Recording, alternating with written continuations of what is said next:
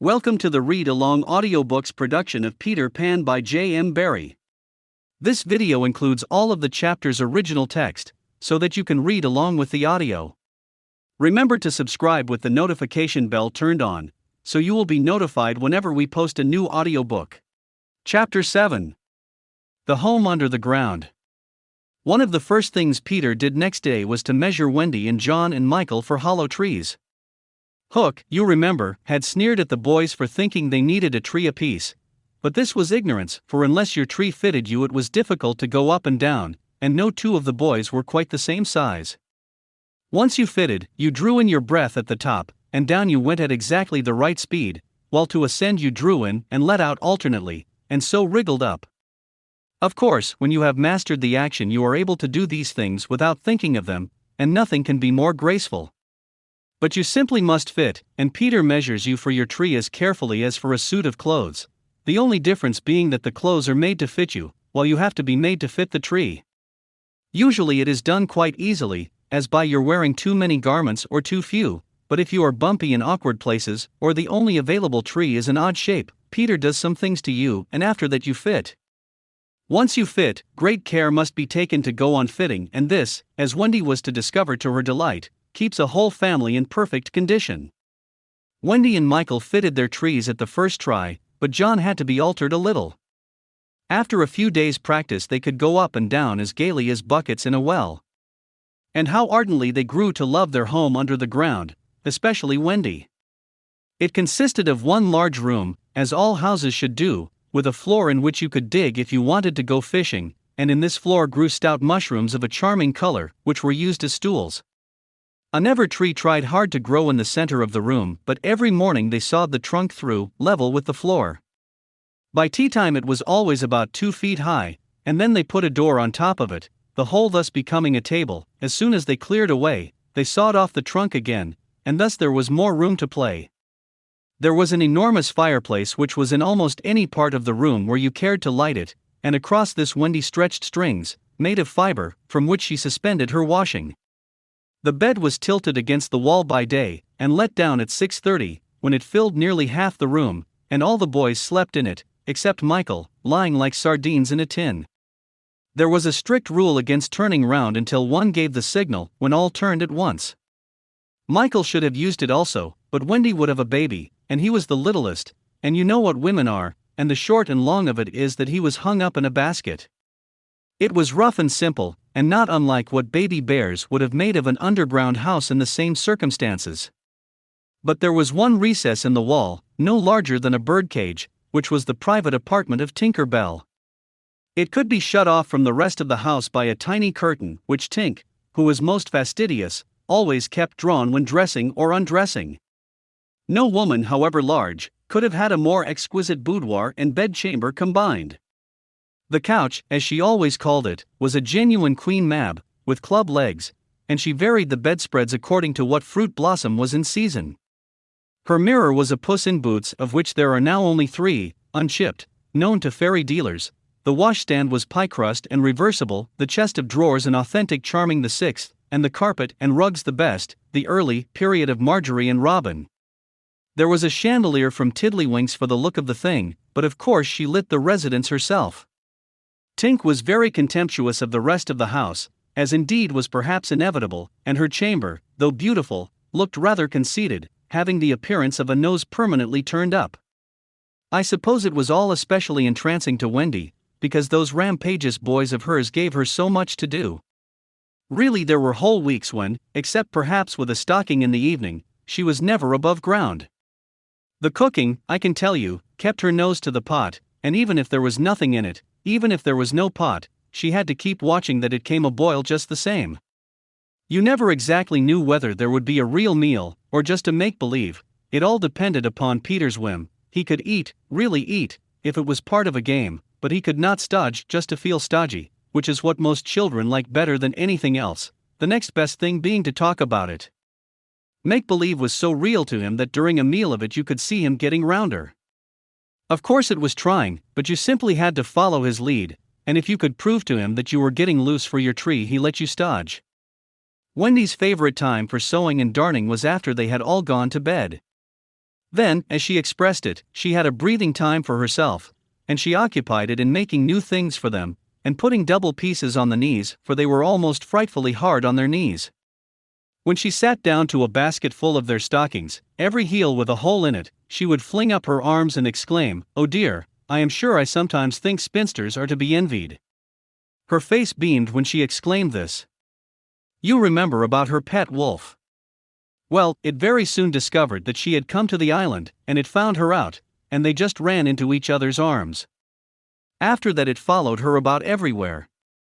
As time wore on, did she think much about the beloved parents she had left behind her? This is a difficult question, because it is quite impossible to say how time does wear on in the Neverland, where it is calculated by moons and suns, and there are ever so many more of them than on the mainland. But I am afraid that Wendy did not really worry about her father and mother. She was absolutely confident that they would always keep the window open for her to fly back by, and this gave her complete ease of mind. What did disturb her at times was that John remembered his parents vaguely only, as people he had once known, while Michael was quite willing to believe that she was really his mother. These things scared her a little, and nobly anxious to do her duty, she tried to fix the old life in their minds by setting them examination papers on it, as like as possible to the ones she used to do at school. The other boys thought this awfully interesting, and insisted on joining, and they made slates for themselves, and sat round the table, writing and thinking hard about the questions she had written on another slate and passed round. They were the most ordinary questions. What was the color of mother's eyes? Which was taller, father or mother? Was mother blonde or brunette? Answer all three questions if possible. A. Write an essay of not less than 40 words on how I spent my last holidays, or the characters of father and mother compared. Only one of these to be attempted. Or 1. Describe mother's laugh. 2. Describe father's laugh. 3. Describe mother's party dress. 4. Describe the kennel and its inmate. They were just everyday questions like these, and when you could not answer them you were told to make a cross, and it was really dreadful what a number of crosses even John made. Of course the only boy who replied to every question was Slightly, and no one could have been more hopeful of coming out first, but his answers were perfectly ridiculous, and he really came out last, a melancholy thing. Peter did not compete. For one thing he despised all mothers except Wendy, and for another he was the only boy on the island who could neither write nor spell, not the smallest word. He was above all that sort of thing. By the way, the questions were all written in the past tense. What was the color of mother's eyes, and so on. Wendy, you see, had been forgetting too. Adventures, of course, as we shall see, were of daily occurrence, but about this time Peter invented, with Wendy's help, a new game that fascinated him enormously, until he suddenly had no more interest in it, which, as you have been told, was what always happened with his games. It consisted in pretending not to have adventures, in doing the sort of thing John and Michael had been doing all their lives, sitting on stools flinging balls in the air, pushing each other, going out for walks and coming back without having killed so much as a grizzly. To see Peter doing nothing on a stool was a great sight. He could not help looking solemn at such times. To sit still seemed to him such a comic thing to do. He boasted that he had gone walking for the good of his health.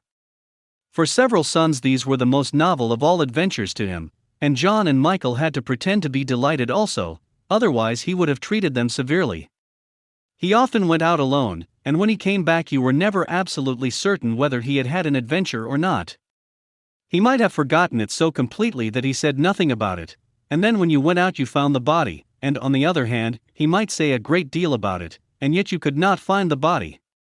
Sometimes he came home with his head bandaged, and then Wendy cooed over him, and bathed it in lukewarm water, while he told a dazzling tale. But she was never quite sure, you know. There were, however, many adventures which she knew to be true because she was in them herself, and there were still more that were at least partly true, for the other boys were in them, and said they were wholly true. To describe them all would require a book as large as an Latin-English dictionary, and the most we can do is to give one as a specimen of an average hour on the island. The difficulty is which one to choose. Should we take the brush with the Redskins at Slightly Gulch? It was a sanguinary affair, and especially interesting is showing one of Peter's peculiarities, which was that in the middle of a fight he would suddenly change sides. At the gulch, when victory was still in the balance, sometimes leaning this way and sometimes that, he called out, "I'm Redskin today, what are you, Toodles?" And Toodles answered, "Redskin." "What are you, Nibs?" And Nibs said, "Redskin." "What are you, Twin?" And so on, and they were all Redskins, and of course this would have ended the fight had not the real Redskins, fascinated by Peter's methods, agreed to be lost boys for that once, and so at it they all went again, more fiercely than ever. The extraordinary upshot of this adventure was, but we have not decided yet that this is the adventure we are to narrate. Perhaps a better one would be the night attack by the Redskins on the house under the ground, when several of them stuck in the hollow trees, and had to be pulled out like corks. Or we might tell how Peter saved Tiger Lily's life in the mermaid's lagoon, and so made her his ally. Or we could tell of that cake the pirates cooked so that the boys might eat it and perish, and how they placed it in one cunning spot after another, but always Wendy snatched it from the hands of her children, so that in time it lost its succulence, and became as hard as a stone, and was used as a missile, and Hook fell over it in the dark. Or suppose we tell of the birds that were Peter's friends, particularly of the never bird that built in a tree overhanging the lagoon, and how the nest fell into the water, and still the bird sat on her eggs, and Peter gave orders that she was not to be disturbed. That is a pretty story, and the end shows how grateful a bird can be, but if we tell it we must also tell the whole adventure of the lagoon, which would of course be telling two adventures rather than just one. A shorter adventure, and quite as exciting, was Tinker Bell's attempt, with the help of some street fairies, to have the sleeping Wendy conveyed on a great floating leaf to the mainland. Fortunately the leaf gave way and Wendy woke, thinking it was bath time, and swam back. Or again, we might choose Peter's defiance of the lions, when he drew a circle round him on the ground with an arrow and dared them to cross it, and though he waited for hours, with the other boys and Wendy looking on breathlessly from trees, not one of them dared to accept his challenge. Which of these adventures shall we choose? The best way will be to toss for it. I have tossed, and the lagoon has won. This almost makes one wish that the gulch or the cake or Tink's leaf had won. Of course I could do it again, and make it best out of 3, however, perhaps fairest to stick to the lagoon. This is the end of the chapter. We have linked to the next chapter on this screen, or please feel free to visit our channel to explore the other titles we have available. Please remember to subscribe with the notification bell turned on, so you will be notified whenever we post a new audiobook. Thank you.